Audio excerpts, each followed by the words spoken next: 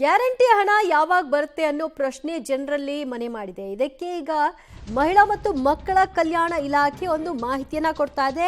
ಈ ವಾರದಲ್ಲಿ ಅಥವಾ ಫೆಬ್ರವರಿ ಅಂತ್ಯದೊಳಗೆ ದುಡ್ಡನ್ನ ರಿಲೀಸ್ ಮಾಡ್ತೀವಿ ಅಂತ ತಿಳಿಸಿದ್ದಾರೆ. 3 ತಿಂಗಳ ಗೃಹಲಕ್ಷ್ಮಿ ಹಣ ಒಟ್ಟಾಗಿ ಸೇರಿಸಿ ಒಂದೇ ಸರಿಗೆ ರಿಲೀಸ್ ಮಾಡಲಿದ್ದಾರೆ. ಪಬ್ಲಿಕ್ ಟಿವಿಗೆ ಈ ಕುರಿತಾಗಿ ಮಹಿಳಾ ಮತ್ತು ಮಕ್ಕಳ ಕಲ್ಯಾಣ ಇಲಾಖೆ ಮಾಹಿತಿಯನ್ನ ಹಂಚಿಕೊಂಡಿದೆ. ಜಮೆ ಪ್ರಕ್ರಿಯೆಯಲ್ಲಿ ಬದಲಾವಣೆ ಆದ ಕಾರಣದಿಂದಾಗಿ 3 ತಿಂಗಳಿಂದ ಹಣ ಸ್ಥಗಿತವಾಗಿತ್ತು ಅನ್ನೋದು ಅವರ ಸಬೂಬಾಗಿದೆ. ಜಿಲ್ಲಾ ಉಪನಿರ್ದೇಶಕರ ಮೂಲಕವೇ ಗೃಹಲಕ್ಷ್ಮಿ ಹಣ ಜಮೆ ಮಾಡಿಸ್ತೀವಿ ಅಂತ ಕೂಡ ಸ್ಪಷ್ಟನೆ ಕೊಟ್ಟಿದ್ದಾರೆ. ಪಬ್ಲಿಕ್ ಟಿವಿಯ ಜೊತೆಗೆ ಮಹಿಳಾ ಮತ್ತು ಮಕ್ಕಳ ಕಲ್ಯಾಣ ಇಲಾಖೆಯ ಅಧಿಕಾರಿಗಳು ಮಾತನಾಡಿದ್ರು. ಯಾವ ಕಾರಣಕ್ಕಾಗಿ ತಡೆ ಹಿಡಿಯಲಾಗಿದೆ ಮತ್ತು ಈಗ ಯಾವಾಗ ಹಾಕ್ತಾರೆ ಅನ್ನೋದರ ಬಗ್ಗೆ ಅವರು ಹೇಳಿದ್ದಾರೆ. ಆಗ್ತೀವಿ. 3 ತಿಂಗಳಿಂದ ಗೃಹಲಕ್ಷ್ಮಿ ಇಲ್ಲ, ಅನ್ನಭಾಗ್ಯದು ಬರ್ತದೆ. ಖಂಡಿತ ನಾವೇನು ಮಾತು ಕೊಟ್ಟಿದ್ವಿ ಮಾತಂತೆ ನಿಲ್ತೀವಿ. ಆಗ್ತೀವಿ. 3 ತಿಂಗಳಿಂದ ಗೃಹಲಕ್ಷ್ಮಿ ಇಲ್ಲ, ಅನ್ನಭಾಗ್ಯದು ಬರ್ತದೆ. ಖಂಡಿತ ನಾವೇನು ಮಾತು ಕೊಟ್ಟಿದ್ವಿ ಮಾತಂತೆ ನಿಲ್ತೀವಿ. 4-5 ತಿಂಗಳಿಂದ ತಮ್ಮ ಅನ್ನಭಾಗ್ಯದ ಹಣ ಬಂದಿಲ್ಲ, ಜನರಿಗೆ ತಂದಿಲ್ಲ. ದುಡ್ಡು ಕೊಟ್ಟಿದ್ದೀವಿ. 2 ತಿಂಗಳದ್ದು ನಾವು ಕೊಡಬೇಕು, ಅದನ್ನು ಕೂಡ ಆಗ್ತಾ ಇದ್ದೀವಿ. ಅಷ್ಟು 4-5 ತಿಂಗಳಿಲ್ಲ, 2 ತಿಂಗಳದ್ದು ಕೊಡಬೇಕಾಗಿದೆ, ಅದನ್ನು ಕೊಡ್ತಾ ಇದ್ದೀವಿ. ಅಕ್ಟೋಬರ್ ತಿಂಗಳದ್ದು ಈಗ ಟ್ರೆಸರಿಗೆ ಹೋಗ್ತಿದೆ ಸರ್. ನವೆಂಬರ್, ಡಿಸೆಂಬರ್, ಜನವರಿ, ಈಗ ಫೆಬ್ರವರಿ ತಿಂಗಳು ಬರ್ತಿದೆ. 4 ತಿಂಗಳು ಆಗ್ತಿದೆ. ಇಲ್ಲ 2 ತಿಂಗಳಿಗೆ ಒಂದೊಂದು ಸಾರಿ ಆಗ್ತಾ ಇದ್ದೀವಿ. ಇನ್ನು ಮೇಲೆ 1 ತಿಂಗಳು ಪ್ರತಿ ತಿಂಗಳು ಹಾಕೋದಕ್ಕೆ ಏರ್ಪಾಟ್ ಮಾಡ್ತೀವಿ. ವಿಪಕ್ಷಗಳು ಇದನ್ನೇ ಟೀಕೆ ಮಾಡ್ತಿದೆ ಸರ್, ಸರ್ಕಾರಕ್ಕೆ ದುಡ್ಡಿಲ್ಲ. ಅವರು ಟೀಕೆ ಮಾಡ್ತಾ ಇದ್ರೆ ನಾವು ಕರೆಕ್ಟಾಗಿ ಮಾಡೋದು. ಮತ್ತಷ್ಟು ಮಾಹಿತಿ ಕೊಡ್ತಾರೆ ನಮ್ಮ ಪ್ರತಿನಿಧಿ ಪವಿತ್ರ ಕಡ್ತಲ. ಪವಿತ್ರ, ಈಗ ಸದ್ಯ ಜಮೆ ಪ್ರಕ್ರಿಯೆಯಲ್ಲಿ ಬದಲಾವಣೆ ಅಂತಾರೆ. ಏನ್ ಬದಲಾವಣೆ? ಈ ಹಿಂದೆ ಟೆಕ್ನಿಕಲ್ ರೀಸನ್ಸ್ ಕೊಟ್ಟರು, ಈಗ ಜಮೆ ಪ್ರಕ್ರಿಯೆಯಲ್ಲಿ ಬದಲಾವಣೆ ಅಂತಾರೆ.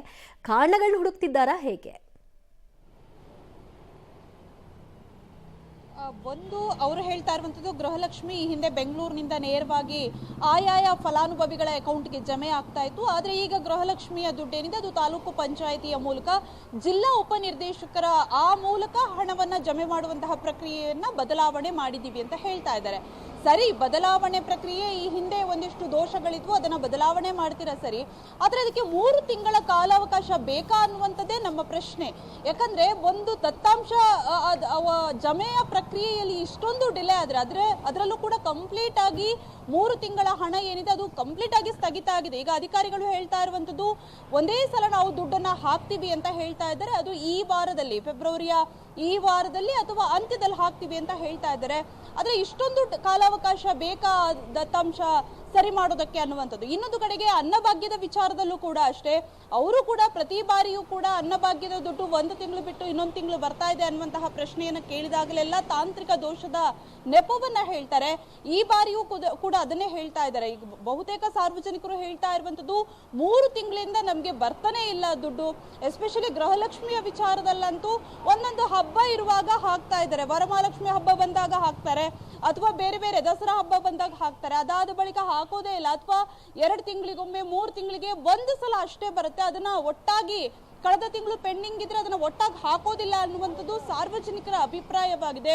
ಪಬ್ಲಿಕ್ ಟಿವಿಯ ರಿಯಾಲಿಟಿ ಚೆಕ್ ನಲ್ಲೂ ಕೂಡ ಸಾರ್ವಜನಿಕರು ಅದಕ್ಕೆ ಆಕ್ಷೇಪವನ್ನ ವ್ಯಕ್ತಪಡಿಸಿದ್ರು. ನೀವು ಕೊಡ್ತೀವಿ ಅಂತ ಹೇಳಿರೋದನ್ನ ಕೊಡಿ, ಅದನ್ನ ಬಿಟ್ಟು ನಾವೇನು ನಿಮ್ ಕೇಳಿಲ್ಲ, ವೋಟ್ ಕೇಳೋಕೆ ಬಂದಾಗ ಅದರ ಬೇಡಿಕೆಯನ್ನ ನೀವೇ ಇಟ್ಟಿರುವಂಥದ್ದು ಕೊಡ್ತೀವಿ ಅಂತ. ಈ ಗ್ಯಾರಂಟಿಯನ್ನ ಪೂರೈಸೋದಕ್ಕೆ ಆಗೋದಿಲ್ವಾ ಅನ್ನುವಂತಹ ಪ್ರಶ್ನೆಯನ್ನ ಹೇಳ್ತಾರೆ. ಇನ್ನೊಂದು ದಿವ್ಯ, ಇಲಾಖೆ ಹೇಳ್ತಾ ಇದೆ, ಇಲ್ಲ ನಮ್ಮ ಹತ್ರ ದುಡ್ಡೆಲ್ಲ ಇದೆ, ಈ ಪ್ರಕ್ರಿಯೆ ಅಷ್ಟೇ ಡಿಲೇ ಆಗ್ತಾ ಇದೆ ಅನ್ನುವಂತಹ ಕಾರಣವನ್ನ ಹೇಳ್ತಾ ಇದ್ದಾರೆ. ಎಷ್ಟರ ಮಟ್ಟಿಗೆ ನಿಜ ಏನು ಅನ್ನುವಂಥದ್ದು ನೋಡ್ಬೇಕು. ಈ ತಿಂಗಳ ಎಂಡಲ್ಲಾದ್ರೂ ದುಡ್ಡನ್ನ ಹಾಕ್ತಾರಾ ಒಟ್ಟಿಗೆ ಅಂತ ನೋಡ್ಬೇಕು. ದಿವ್ಯಾ, ಥ್ಯಾಂಕ್ ಯು ಪವಿತ್ರ, ನಿಮ್ಮೆಲ್ಲ ಮಾಹಿತಿಗೆ.